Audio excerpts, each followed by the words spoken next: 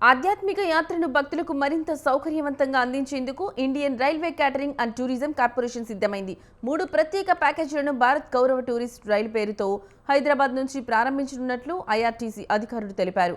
ప్యాకేజీలను అందరూ సద్వినియోగం చేసుకోవాలని ఆ సంస్థ మేనేజర్ పివి వెంకటేష్ మహబూబాబాద్లో కోరారు. జూలై 13 తారీఖు వరకు 3 తీర్థయాత్రలకు వెళ్తున్నారు. ఫస్ట్ తీర్థయాత్ర వచ్చేసి దివ్యదక్షిణ యాత్ర. దివ్యదక్షిణ యాత్ర అరుణాచలం మరియు చిదంబరం కలుపుకొని ఉంటుంది.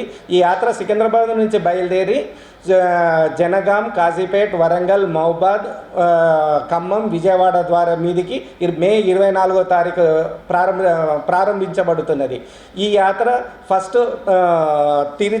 ఫస్ట్ తిరువన్నామలైలోని అరుణాచలం దర్శనం చేసుకున్న తర్వాత మదురై రామేశ్వరంలో రంగనాథ స్వామి దర్శనం చేసుకున్నాక మదురైలో మీనాక్షి అమ్మవారి దర్శనం చేసుకున్న తర్వాత కన్యాకుమారిలో రాక్ మెమోరియల్, తర్వాత కుమారి అమ్మన్ టెంపుల్ దర్శనం చేసుకున్న తర్వాత మదురై తిరుచిలోని రంగనాథ స్వామి, తంజావూరులోని బృహదేశ్వర టెంపుల్ దర్శనం చేసుకున్న తర్వాత చిదంబరంలోని నటరాజ స్వామి దర్శనం చేసుకుంటారు.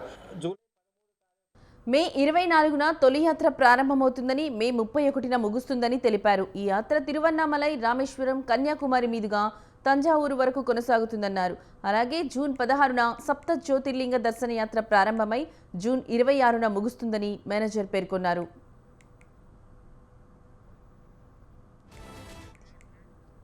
మూడో ప్యాకేజీలో భాగంగా జూలై 4న బైద్యనాథ్ ధామ్, అయోధ్య, కాశీ పుణ్యక్షేత్ర యాత్ర ప్రారంభమవుతుందని, జూలై 13 వరకు కొనసాగుతుందని వివరించారు.